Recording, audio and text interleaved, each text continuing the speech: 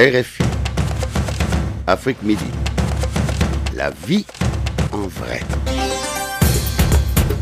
La vie en vrai, direction le Bénin, à Ouidah, où se déroule un festival de cinéma Quintessence. C'est la 6e édition de ce festival. Coup d'envoi aujourd'hui jusqu'au 12 janvier. Valérie Lehou, bonjour. Bonjour Daniel. Bonjour, vous êtes à Ouidah. On vous retrouvera tous les jours dans Afrique Midi pour la couverture de ce festival. Alors d'abord Valérie, Ouidah, c'est une ville un peu particulière. C'était le point de départ pour l'esclavagisme, un petit peu à l'image de l'île de Gorée au Sénégal. Et c'est également un centre de culte vaudou. C'est donc une ville importante, en effet, c'est une ville historique.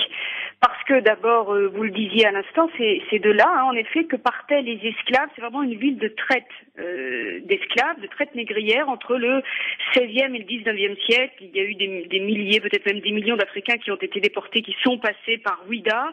Le commerce, à l'époque, des esclaves était organisé par les puissances coloniales, la France, le Portugal, l'Angleterre, la Hollande. Et aujourd'hui encore, cette ville de Ouidah en porte les traces. Il y a par exemple la route des esclaves. C'est la route qu'ils empruntaient avant de rejoindre ce qu'on appelle la porte du non-retour, finalement le bord de mer, enfin le bord de l'océan et les bateaux avant d'embarquer.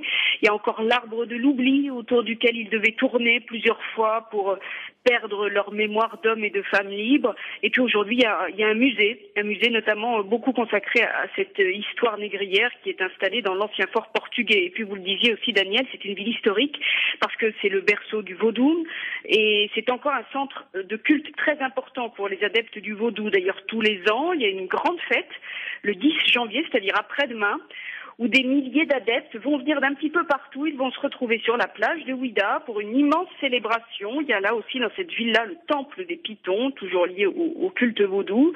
Mais là-dessus, j'aurai l'occasion largement d'y revenir la semaine prochaine dans Afrique Midi. En tout cas, c'est pour vous dresser un peu le décor de cette ville. Et c'est à quelques centaines de mètres et du temple des Pitons et de la grande plage où il y aura la célébration vaudou et de cette route des esclaves que se déroule donc ce festival de cinéma qui s'appelle Quintessence.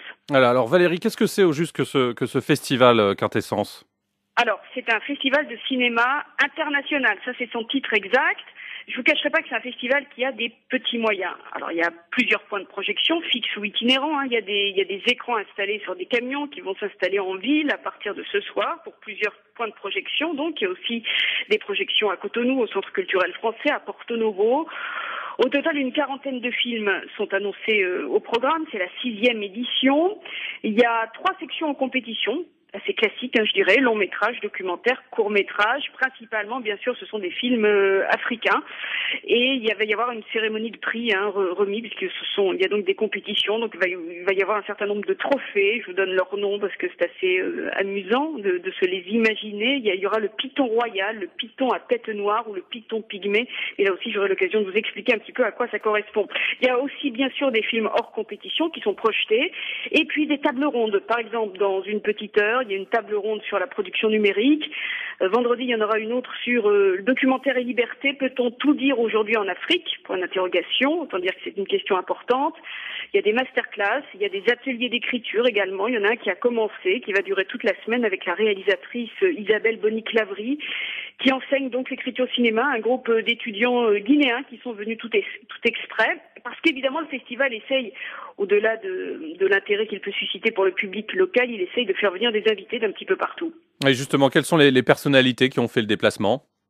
Alors, là non plus, je vais pas vous mentir, il n'y a pas de gros moyens, donc il y a assez peu d'invités, mais il y a donc Isabelle Bonic-Lavry, il y a aussi le réalisateur sénégalais Moussa Senabsa, qui est un réalisateur important au Sénégal, et puis il y a la jeune comédienne Tella Pamarou, qui est l'une des 2 actrices d'un film dont on a beaucoup parlé sur RFI, qui s'appelle Il va pleuvoir sur Conakry, de Cheikh Fantamadi Camara. Vous vous rappelez peut-être, il avait eu le prix RFI au dernier FESPACO, donc cette jeune femme, Tella Pamarou, est là, à Ouidah, pour présenter le film, rencontrer le public. Il suscite toujours beaucoup de réactions et de questions parce que c'est un film qui aborde avec humour et légèreté des thèmes extrêmement graves et profonds comme le poids de la religion, la manipulation politique, la peur, les pressions sociales, la liberté individuelle, etc., etc.